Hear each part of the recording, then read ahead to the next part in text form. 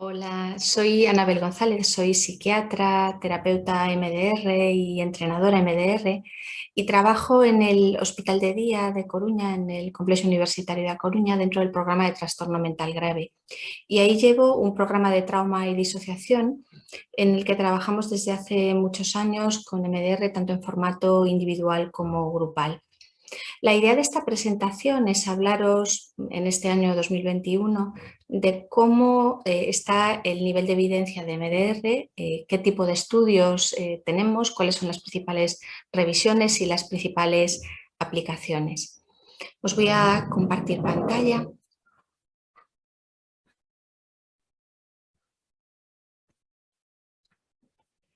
Quiero agradecer antes de empezar a Lucía Martínez, que es una compañera de Huelva que me lió para prepararme todo esto para una presentación que hicimos en el Colegio de Psicólogos de allí, de Huelva, de Andalucía.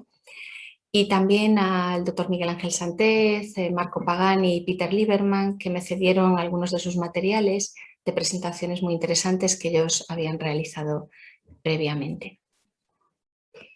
Algo que es importante para aquellos que no conozcáis o que no tengáis una información en profundidad de lo que es MDR, es que tengamos en cuenta que en el nombre viene EM, que tiene que ver con los movimientos oculares, que sabéis que es un ingrediente activo que se utiliza para el procesamiento de recuerdos. También está desensibilización, porque sí que hay un efecto de bajada de nivel de perturbación, de desensibilizar esos recuerdos, pero hay un factor de reprocesamiento que se añadió posteriormente en el desarrollo de esta terapia a raíz de diversas investigaciones y de una reformulación del modelo, que como veremos añade un ingrediente bastante distinto de la desensibilización. Esto creo que es interesante porque yo a veces cuando hablo con colegas hay una cierta confusión en el hecho de que MDR es un procedimiento de desensibilización añadiendo movimientos oculares y veremos que el procedimiento es muy diferente y estamos viendo también algunos hallazgos interesantes, incluso en estudios en animales, que muestran diferencias entre esos dos procedimientos, que los dos son útiles y han demostrado una eficacia. Otro dato que también es importante que tengamos en cuenta es que MDR no es simplemente una técnica para trabajar con un recuerdo, sino que es un procedimiento que engloba una fase 1 en la que vamos a buscar realmente cuáles son las raíces del problema, y esto es muy complejo. En un estrés postraumático puro vemos cómo todos los síntomas empiezan a raíz de un evento que el paciente recuerda perfectamente, pero otras veces las raíces del problema son diversas y múltiples. Y ahí no estamos hablando simplemente de trauma, estamos hablando en realidad de aprendizajes disfuncionales, de experiencias que no entrarían dentro de la categoría de traumas en las clasificaciones internacionales, pero que dejan una huella, un efecto permanente, y que ese efecto es contraproducente para que el individuo pueda vivir una vida con una calidad adecuada y con un funcionamiento adecuado, ¿no? Y también hay esta segunda fase de preparación, que en algunos pacientes pues, es compleja. No me voy a parar en esto. Sí quiero explicar un poco qué es y qué no es MDR, porque también hay una serie de concepciones bastante erróneas sobre lo que es esta terapia por las personas que no están formadas en ella y que no la conocen. No es simplemente mover los ojos o hacer esto que habéis visto por internet del abrazo de la mariposa con un ejercicio de meditación. Eso no tiene nada que ver con lo que es MDR. No es cualquier terapia en la que se muevan los ojos o ni siquiera cualquier terapia que utilice este nombre, sino sigue una serie de procedimientos estandarizados que se han ido estudiando y se han ido reformulando con el paso del tiempo en base a las investigaciones que ha habido. No es simplemente una exposición, como decía antes, con movimientos oculares, y tampoco solo es una técnica para trabajar con un recuerdo concreto. Vamos a ver que estamos teniendo cada vez más evidencia en otras patologías. Es un tratamiento orientado al trauma, está avalado por muchos estudios y está reconocido en las guías clínicas internacionales, luego detallaré un poquito más esto, y es un abordaje psicoterapéutico con una serie de procedimientos y protocolos variados y diversos. Y tampoco es un trabajo únicamente de mirar todo el tiempo al pasado, lo que nos interesa cambiar es el presente y lo que nos interesa abrir es el futuro, pero para ello hemos de ir a la raíz de esas experiencias. Tengamos cuidado cuando hablamos de evidencia empírica. Yo creo que a este nivel se está hablando mucho de todo este concepto de las pseudociencias, que tiene una base perfectamente válida. Es cierto que se está llamando terapia a todo y se están proponiendo cosas llamándoles tratamientos que realmente no tienen ningún fundamento, pero en este discurso antipseudociencia a mí me da la sensación de ver unos tintes más ideológicos o más religiosos, casi religiosos, que puramente científicos, porque los datos están ahí, yo os los voy a enseñar y luego los podemos debatir. También hay que reconocer que a veces dentro del propio campo de MDR, y yo he escuchado a algunas personas hablar de esto como si fuese algo mágico o algo prodigioso. Bueno, es una terapia potente, yo me he animado a seguir trabajando con ella porque le veo resultados en mis pacientes, pero nada que ver con la magia, tiene que ver con datos y tiene que ver con resultados y tiene que ver con estudios. Y una de las cosas que a mí me gustaron cuando yo empecé con este método a trabajar con mis pacientes es que todo el tiempo la investigación iba reevaluando, reexaminando e incluso cambiando los procedimientos, y me parece una terapia que está en constante revisión por este motivo y me parece muy interesante. Tenemos publicaciones, ¿no? Hay 2 o 3, hay un montón de publicaciones. En el año 2018, a finales del 2018, dentro de la Asociación MDR España, tuve el placer de trabajar en este dossier que llevaron a cabo sobre todo la gente del equipo del doctor Benedict Ammann, que es un investigador que ha hecho un montón de trabajos interesantes sobre MDR, uno de los principales investigadores de Europa y yo creo que del mundo en este tema, que tenemos la suerte de tener aquí en España. Y participó también el doctor Miguel Ángel Sánchez de la UNED, que es el que dirige el máster de MDR en la UNED, y yo. Aquí tenéis el listado que podéis ver en ese dossier lo podéis encontrar en la página de la Asociación MDR España, lo tengo también en mi página web, el link, y lo podéis mirar ahí, así que yo no me voy a parar en ello, simplemente que veamos que hay un montón de estudios, aquí solamente son estudios randomizados, controlados en trastorno de estrés postraumático, que puede ser comórbido a muchas patologías. Ya veis que son bastantes. Y después también tenemos estudios más allá del trastorno de estrés postraumático en otras patologías. Ya no se trata de personas que además de estrés postraumático tienen, por ejemplo, un cuadro depresivo, sino el tratamiento en la propia depresión o el tratamiento en dolor, por ejemplo. Veis que también hay aquí bastantes cosas. En trastorno mental grave me parece un área muy interesante. Y después ya había en esta época bastantes revisiones sistemáticas y metaanálisis mostrando en general niveles de evidencia importantes, sobre todo en adultos y sobre todo en estrés postraumático, que es lo que tiene niveles de evidencia mayores, ¿no? Con una eficacia comparativa entre terapia cognitivo-conductual y MDR en muchos casos, en algunos casos con alguna diferencia, pero en general un efecto interesante, ¿no? Veis que hay un efecto un poco inferior en veteranos de guerra, que esto, bueno, se discute un poco cuáles pueden ser los motivos, porque no en todos los estudios sale de la misma manera, ¿no? Pero en general, en casi todos, efectos comparables y en algún caso superiores, ¿no? Me lo voy a saltar también, como digo, lo tenéis todo en el dossier. Entonces, ¿todos estos artículos son favorables a un efecto positivo? La mayoría sí. Hay alguno con resultados no concluyentes negativos, pero la inmensísima mayoría de todos estos estudios sí. No necesitamos nunca en ciencia, ¿verdad?, que el 100% de los estudios estén a favor de algo para decir que funciona. Es el volumen de estudios y el conjunto de estudios. Por eso se hacen metaanálisis y revisiones sistemáticas. En estos metaanálisis en general los resultados son favorables y se va valorando este conjunto de evidencia. ¿Vamos a terminar de estudiar esto? No, en ciencia nunca se termina de estudiar absolutamente nada. Siempre estamos en un desarrollo permanente. Guías clínicas. Bueno, pues veis que en todas estas guías clínicas está recogido la eficacia de MDR. La única que hace una mención de cautela es la de la Asociación Psicológica Americana.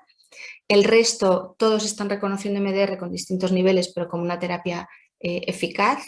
A mí me llama mucho la atención, a veces cuando debato con compañeros, que el resto de guías internacionales, que como veis hay aquí un montón, para rebatir que MDR funciona no cuentan y parece que solo cuenta la americana, a la que nunca le hacemos caso para nada, salvo para esto. Luego veréis un poco por qué puede ser esta discrepancia de la guía americana. No me voy a parar mucho en esto. La OMS en 2013 ya reconocía MDR para adultos como una fuerza de recomendación estándar y para niños no tanto. Esto es en general lo que vamos viendo en los estudios. La evidencia en niños va por detrás, aunque ya está empezando a ser importante respecto a la evidencia en adultos por número de estudios, por volumen de estudios. En la NICE, también estamos hablando de 2018, veíamos también un reconocimiento de MDR después de 3 meses. No está tan claro, aunque en otras guías sí está recogido para intervención aguda. Desde luego, a partir de 3 meses sí. Aquí también para pacientes adultos. Esta es la guía APA, que habla de una aprobación condicional. Dice que necesitamos más evidencia. En el mismo lugar están la terapia breve ecléctica y la terapia de exposición narrativa. Esta, que es una asociación de niños de psiquiatría infantil, infanto-juvenil, lo recogen como un nivel 2, o sea que MDR en base a esta guía funciona. La ISTSS, que es la Sociedad Internacional para el Estudio de Estrés Traumáticos, le da una evidencia fuerte, al mismo nivel que terapia cognitivo-conductual en niños y adolescentes, por encima de 3 meses, por debajo de 3 meses no tan clara, y en adultos, en el tratamiento del TEP, que es el punto 3, una evidencia fuerte, y empieza a darle evidencia también a las intervenciones tempranas, por lo menos emergente, cuando es una única sesión, y si son varias sesiones ya le empieza a dar una evidencia estándar, o sea que empezamos a tener evidencia de intervención aguda, que veréis que hay un montón de estudios también. La guía australiana, que es una de las últimas en salir, empezaba a recoger también una evidencia de MDR en el tratamiento de la depresión y empezaba a darle también un poquito más de peso en niños y adolescentes. ¿A qué se deben estas divergencias en las guías clínicas? Las guías clínicas, como sabéis, son consensos de expertos, que son personas que son las que más saben en un área determinada, en una asociación o en un país sobre un tema y que revisan qué estudios hay, a cuáles le damos valor y a cuáles no. Y en esto nunca estamos 100% de acuerdo porque a veces los criterios son ligeramente diferentes. Las 3 principales serían la APA, que es la que daba este reconocimiento con condiciones, la NICE, que es de Gran Bretaña, y la ISTSS, que es de la sociedad más especializada internacional en estudios de estrés traumático.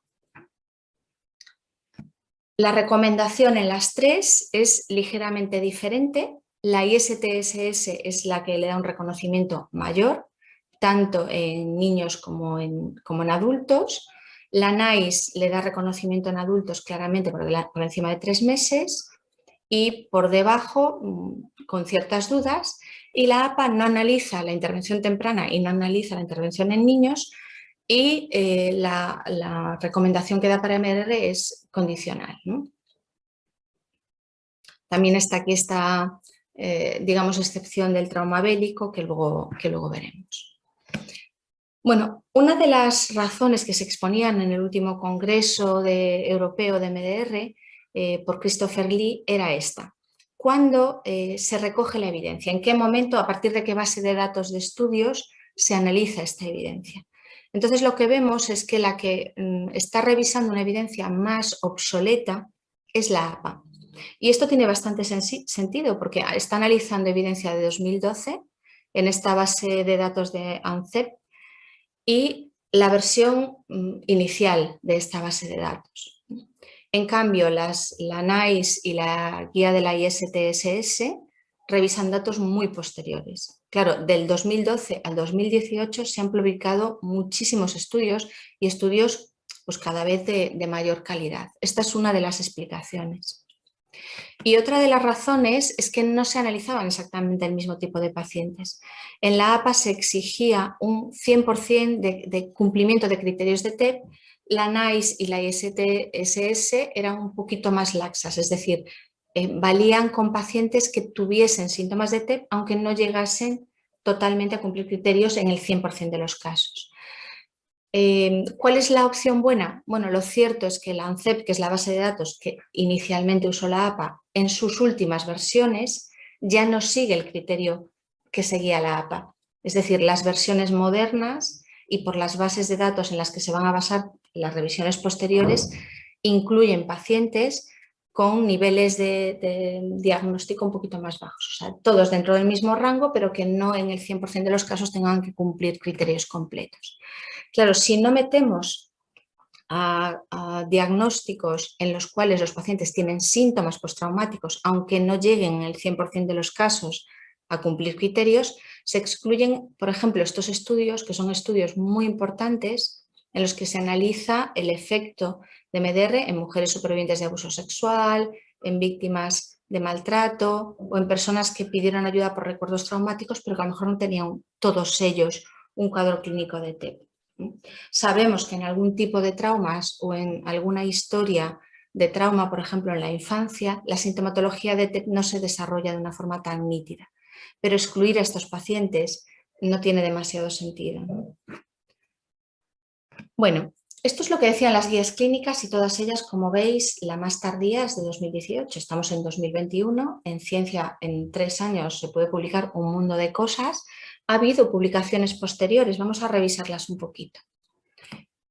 No todas ellas, porque veis que hay unos cuantos artículos relevantes sobre MDR en estos últimos años, unos cuantos más, unos cuantos más. Así que os voy a contar un poquito de algunos de ellos, ¿no? Primero, una primera parte es que, basado en la evidencia y en lo que dicen las guías clínicas, creo que a día de hoy, si seguimos criterios realmente científicos, si no nos basamos en nuestras ideas preconcebidas, podemos decir que MDR funciona. ¿Pero por qué? ¿No? Esta es otra pregunta importante. Aquí hay una revisión sistemática que podéis revisar, que es de libre acceso, que también hicieron algunos compañeros españoles en colaboración con italianos, sobre el mecanismo de acción. Y lo podéis revisar con más calma. Pero lo cierto es que todavía se debate el mecanismo de acción de la terapia de exposición. Solo os dejo aquí varias hipótesis recogidas de algunos textos. No es mi mayor campo de especialidad ni pretendo meterme en esta historia, pero el hecho de que en MDR todavía no sepamos exactamente cuál es el mecanismo de acción, veréis que sabemos muchas cosas ya. Tampoco implica que eso cuestione la eficacia. La eficacia es una cosa y otra cosa es por qué tiene esa eficacia, ¿no? Entonces, hay algunas hipótesis que están basadas en modelos psicológicos. La más extendida es la hipótesis, el modelo de la memoria de trabajo.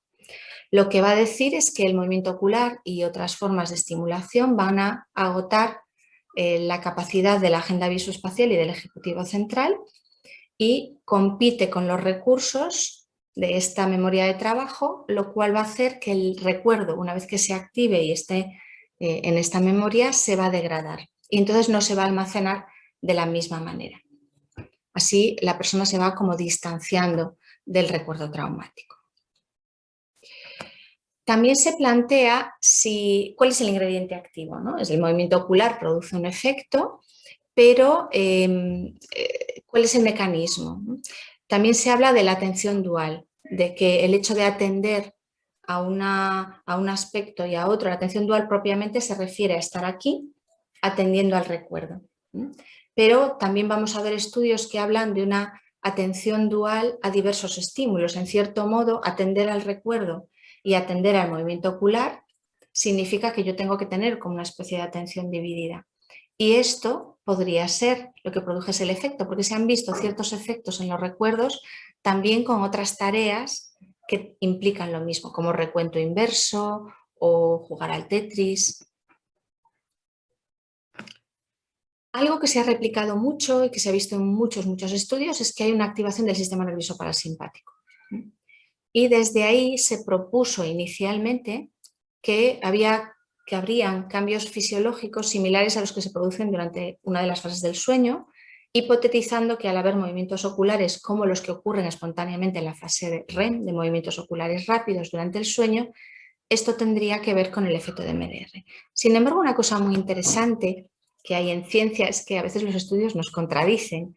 Y fijaos, lo que los estudios vinieron a decir cuando se analizó con electroencefalograma cuantitativo, qué era lo que pasaba durante el movimiento ocular, lo que se vio era una actividad similar no a la del sueño REM, que sería muy parecida al estado de vigilia, sino muy similar al sueño no REM, a la fase de sueño profundo.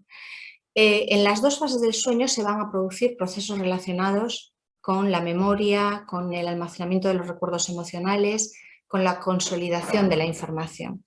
Entonces, de algún modo, el movimiento ocular, según los resultados de este estudio, se plantean los autores que lo que haría sería activar unos de estos procesos y al parar se activaría como lo que ocurre en la otra fase del sueño. También se ha visto efectos, sabéis que en MDR el nombre viene de los movimientos oculares, pero que se utilizan otras formas de estimulación que pueden ser sonidos, pero tienen que ser sonidos alternantes, o tapping, que tiene que ser la activación táctil de un lado y de otro.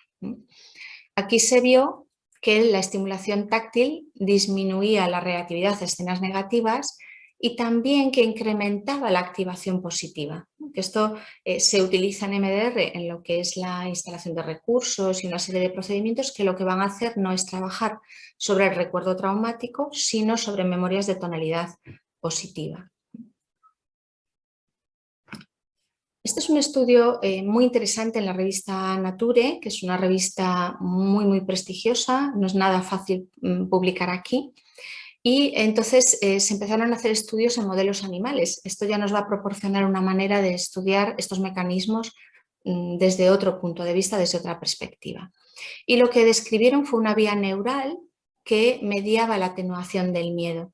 Lo que se logró fue una reducción duradera del miedo en ratones, asociando la estimulación visual con estímulos condicionados en la extinción del miedo. Este sería uno de los posibles mecanismos. Fijaos, esto es de este estudio. Los de arriba no van a tener la extinción convencional y en el de abajo vais a ver como unas lucecitas que se mueven, que el animal va a estar siguiendo con los ojos y que esto reproduciría el movimiento ocular, ¿no?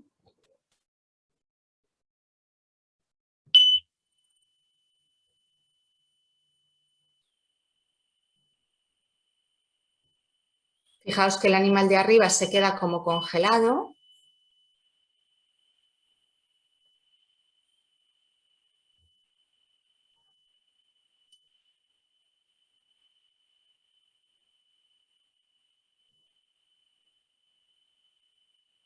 Enseguida para el pitido, es para que veáis lo que dura el estímulo en el experimento. Y el animal de arriba, simplemente con la extinción, recupera un poquito la movilidad, pero mucho más lentamente.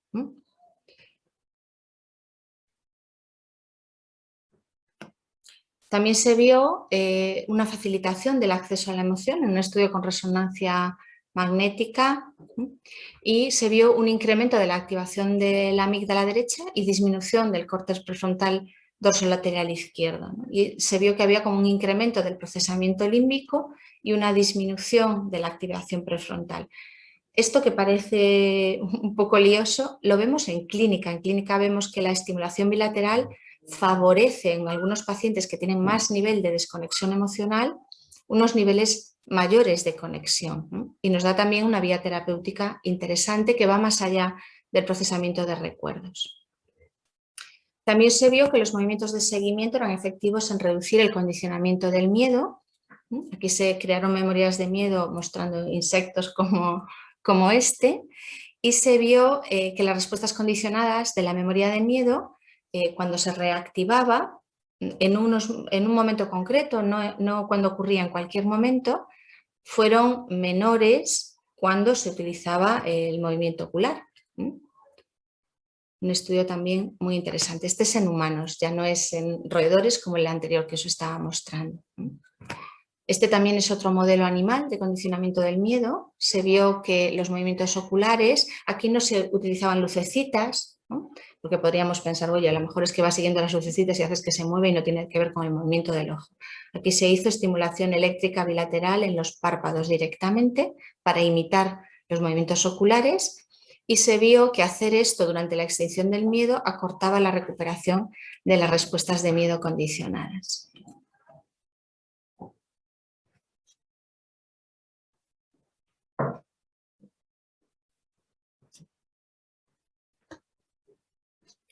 Bueno, este es otro estudio en humanos, más o menos viendo la misma dinámica que en los estudios de animales. Se facilita la extinción y la recuperación de la extinción del miedo.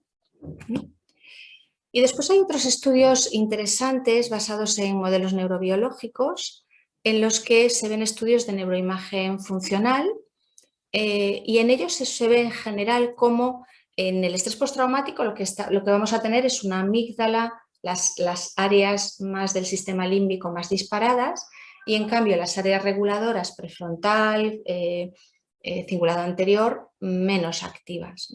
Y en general, cuando se ve este patrón y se hace MDR y los pacientes mejoran, se ve la diferencia posterior, que es que la amígdala se calma y el córtex prefrontal vuelve a ponerse más activo. Aquí lo podéis ver en algunas pruebas de imagen, en el pre-post terapia MDR. Y estos son unos estudios también muy interesantes en los que se va a ver distintas zonas activadas entre pacientes con trastorno por estrés postraumático y otros que no. No tienen un nivel de activación previo igual, pero lo que más nos interesan son las diferencias entre el pre y el post. Y entonces vuelve a ver este cambio de activación altamente significativa después de MDR, que va desde una activación inicial, cuando el TEP está activo en la zona límbica, hacia las zonas corticales, que son de mayor valencia cognitiva y asociativa. ¿Esto qué quiere decir? Si lo pasamos a la clínica. Que se van a activar más las áreas asociativas. Y Marco Pagani, luego lo voy a comentar, decía que esto podría ser un marcador diferencial de lo que ocurre a nivel neurobiológico con MDR frente a otros estudios que también los hay a nivel neurobiológico con otras orientaciones. Para los que no sois de MDR, pensemos en las diferencias entre la terapia de exposición y la terapia MDR, porque lo que hemos visto aquí en los estudios de laboratorio con animales no sería un procedimiento MDR, sería simplemente una desensibilización puntual y un análisis muy limitado del efecto del movimiento ocular. Pero en una sesión de MDR estamos trabajando 1 hora, generalmente, con un recuerdo y lo que es el componente de desensibilización es una parte muy pequeñita. Como veis en el ejemplo de la izquierda, en la exposición nosotros vamos a procurar que la atención del sujeto esté dirigida al recuerdo la mayor parte del tiempo, porque lo que queremos que se produzca es un fenómeno de habituación, por el cual el recuerdo, en vez de producir malestar, cada vez va produciendo menos. Nos vamos habituando a esas sensaciones y dejan de ser perturbadoras. ¿Qué es lo que vamos a hacer en MDR? Bueno, pues vamos a partir de una memoria, que la tenemos aquí, pero una vez que el paciente, y esto puede ocurrir en 5 minutos, de hecho, cuanto más corto para nosotros mejor, nos diga la imagen que representa la peor parte, las creencias negativas y lo que le gustaría cambiar en esas creencias, las emociones y las sensaciones, y no le vamos a pedir que nos los describa, que nos lo explique, no, cuanto más corto, mejor. Solamente nos dice esos elementos, medimos un par de cosas y empezamos a hacer los movimientos oculares. Y después de los movimientos oculares le vamos a decir a la persona que nos diga lo que le venga a la mente, más movimientos oculares, lo que le venga a la mente, y así vamos a hacer un canal asociativo hasta que lo que viene a la mente ya no es perturbador y entonces volvemos al recuerdo. E iniciamos otro canal, termina ese canal, volvemos al recuerdo e iniciamos otro. ¿Cuántas veces volvemos al recuerdo? ¿Cuánto tiempo de la sesión estamos en contacto con el recuerdo? En muchísimos casos, muy poquito tiempo. En cambio, en la terapia de exposición, la cantidad de tiempo que vamos a pasar en contacto con el recuerdo es intencionadamente alta, porque es ese contacto con el recuerdo mantenido lo que va a producir la respuesta de habituación, ¿no? Yo creo que queda muy claro que lo que estamos haciendo en la sesión es tremendamente diferente.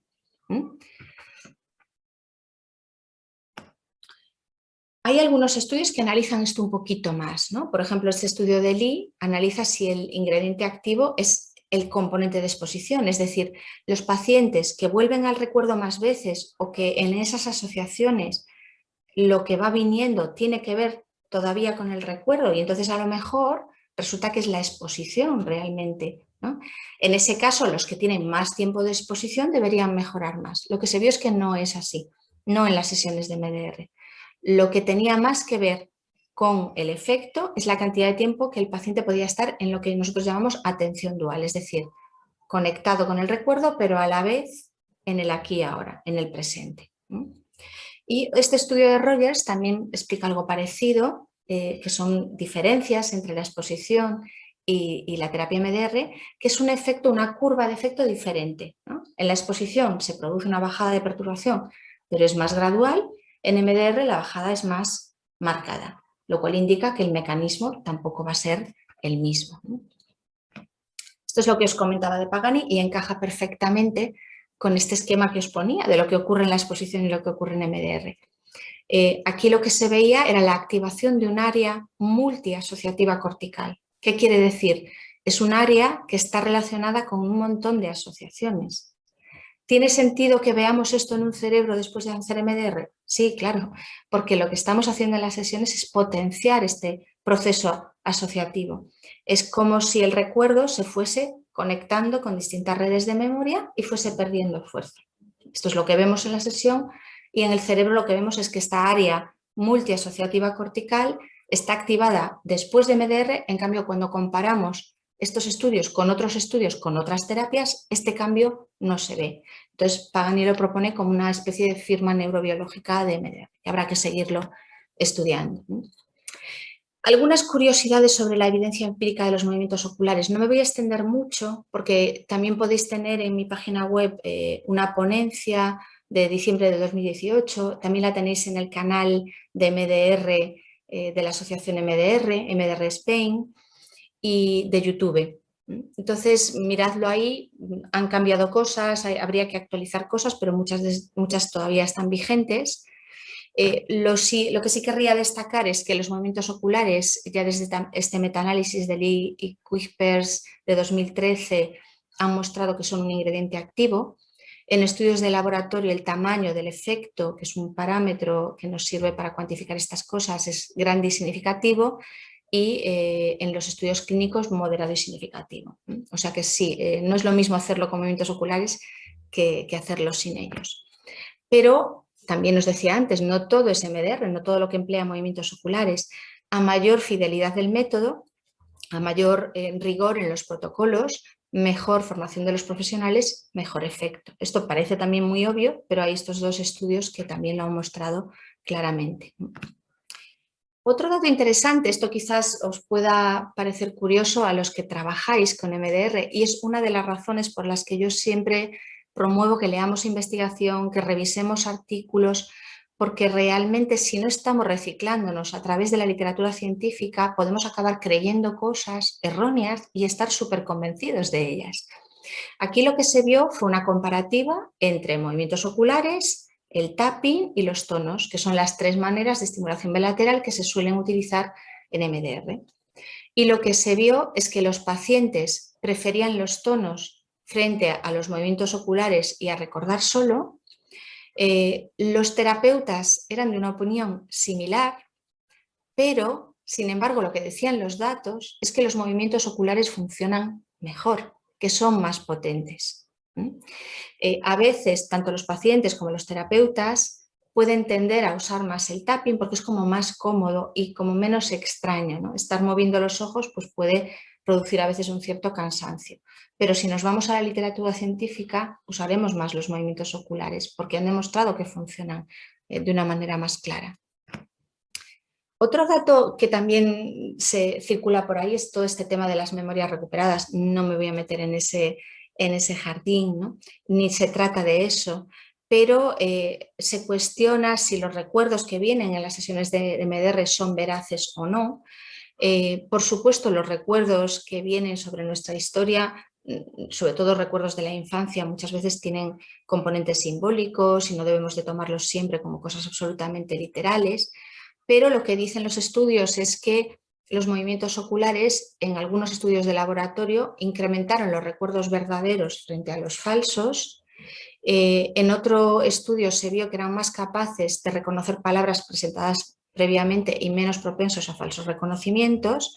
Y en un tercer estudio se vio un incremento de la cantidad de memorias recuperadas. Lo que pasa es que aquí eran tanto verídicas como no verídicas.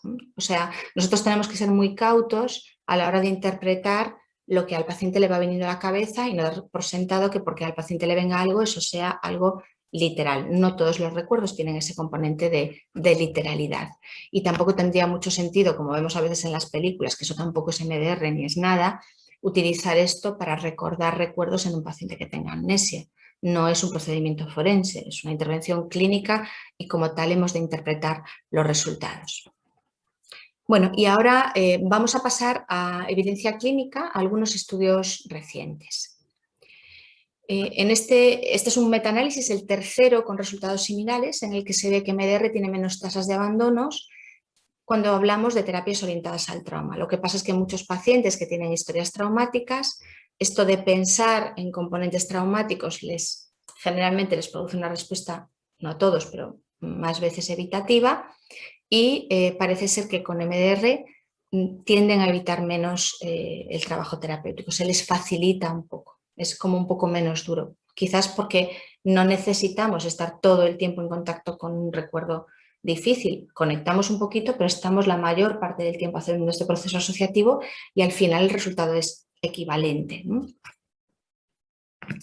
Un metaanálisis también de tratamiento en trastorno mental grave, que para mí es un tema prioritario, son pacientes con patologías muy severas en los que no tenemos todas las herramientas terapéuticas que nos gustaría, no podemos solucionar todos los problemas, o sea que todo lo que pueda venir a mayores es bienvenido.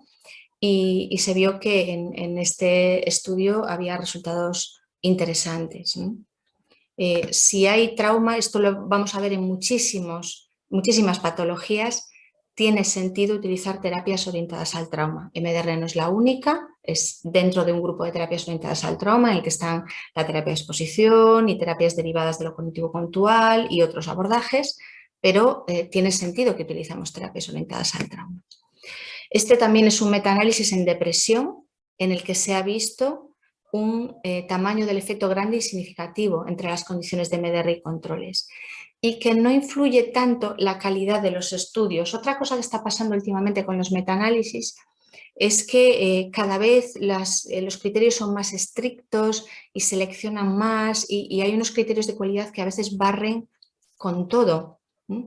Y lo que se está viendo es que barrer con todo, o sea, unos mínimos criterios de calidad, por supuesto que sí, pero eliminar estudios con bastante calidad porque no cumplen absolutamente todos los requisitos, lo que está haciendo es quitar volumen de evidencia que realmente sí que sería útil. No hay demasiada diferencia entre que la calidad sea hiper, mega, fabulosa y buena.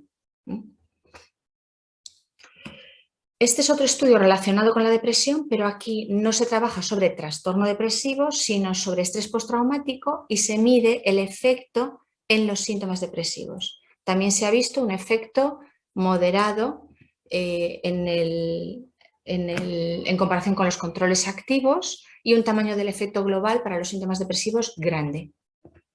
En el seguimiento, el tamaño del efecto continúa existiendo y es moderado. Este es un estudio que quiero enseñar porque es un estudio en el que participé. Es un estudio multicéntrico que se coordinaba desde Italia y Alemania. Yo trabajé con un grupo de compañeros de Galicia que llevamos a cabo con bastante esfuerzo y durante mucho tiempo una parte de este trabajo. Y vimos un efecto interesante en comparación con cognitivo-conductual en el trabajo con depresión. Esta gráfica yo creo que lo muestra bastante bien, en rojo está MDR, el azul es cognitivo-conductual.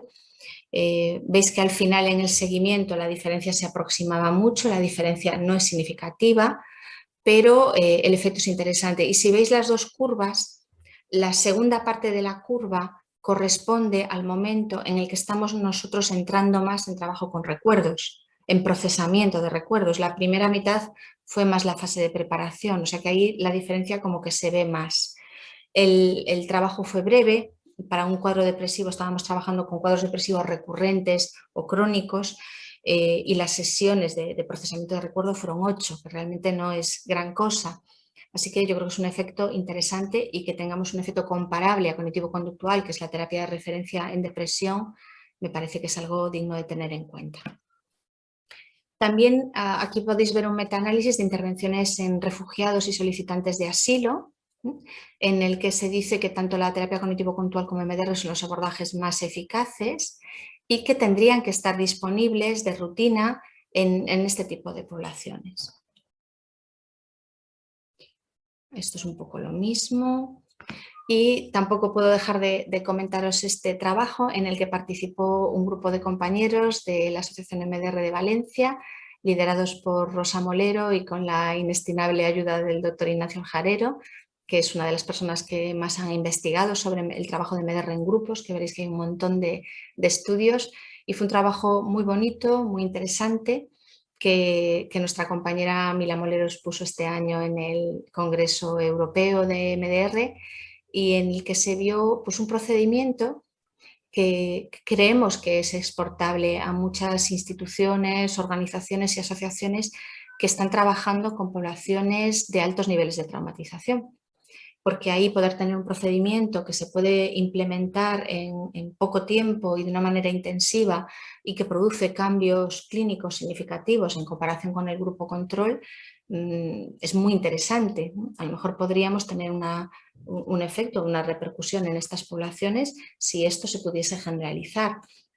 Para mí, que este tipo de actividades no se limiten a una intervención, sino que se hagan con un procedimiento riguroso y que se puedan evaluar y que se puedan publicar y que las podamos mostrar, es muy interesante. Yo creo que es así como tenemos que intentar trabajar en psicoterapia, con todas las dificultades que puede suponer el estudio de eficacia en psicoterapia. Yo creo que este es un trabajo que es importante que hagamos. Estos son resultados de este estudio en el que se veían el efecto. Fueron 9 sesiones de tratamiento grupal repartidas en 3 días, 3 sesiones cada día. Bueno, también hay un conjunto de estudios que veis que son bastantes sobre tratamiento intensivo. ¿Esto qué quiere decir? Pues en muy poquitos días, como en este estudio, pero en otro tipo de poblaciones y no necesariamente como tratamiento grupal, tratamiento muy concentrado, ¿no? Y en ocasiones con tratamientos combinados, porque MDR puede ser aplicado como una psicoterapia en sí misma o puede ser aplicado dentro de un procedimiento que incluya otros tipos de abordajes, ¿no? Aquí se combinó exposición progresiva y MDR para estrés postraumático, y se vio que más de la mitad de los pacientes dejaron de cumplir criterios de estrés postraumático en 8 días de tratamiento. Se asoció esto también con actividad física como un ingrediente más del trabajo. Y este es otro estudio similar de tratamiento intensivo en pacientes con síntomas de TLP, que bueno, es muy interesante porque en ocasiones pues estos pacientes ingresan en los hospitales. El tratamiento que se puede hacer ahí es de contención, de ajuste, de intentar recolocar un poco el sistema familiar, pero si tenemos una intervención intensiva que se puede hacer, por ejemplo, en contexto hospitalario, de hospital de día o en determinados lugares, pues también sería algo realmente con mucho beneficio a nivel de costo y efectividad. Y bueno, y una opción yo creo que muy, muy interesante, ¿no? Este es otro estudio en adolescentes en el que se intentó analizar el estudio en conductas externalizantes. Aquí, por ejemplo, el efecto fue más claro en síntomas postraumáticos, en conductas externalizantes no lo fue tanto. Y en adicciones vamos a ver un grupo de estudios con resultados interesantes, pero complejos de analizar. Yo creo que esta es un área en la que sí que faltan muchas investigaciones, ¿no? Entonces se vio un cierto efecto en el craving, en el deseo de consumir y en la rumiación, pero no un efecto adicional en el consumo, ¿no? Y esto, bueno, sería para comentar largo y tendido. El efecto en el craving tiene que ver con procedimientos muy específicos orientados al craving que influyen en esto, pero a largo plazo necesitan de mucha repetición para que puedan producir un efecto mantenido. Y también sabemos que cuando estamos trabajando con pacientes que se regulan a través de sustancias, si nosotros estamos trabajando cuestiones de alto contenido emocional, no siempre en las primeras etapas, hasta que el tratamiento avanza un poquito, esto va a tener una influencia positiva en el consumo. Por eso, siempre que trabajemos con MDR, lo tenemos que hacer en el contexto de un tratamiento global orientado al uso de sustancias. Aquí sí se vio que dentro de un tratamiento como un tratamiento complementario se vio una mejora en los síntomas postraumáticos, también disociativos y en la psicopatología general. Formato grupal. Yo creo que esto es un área de intervención muy interesante que nos permite trabajar con muchos pacientes a la vez.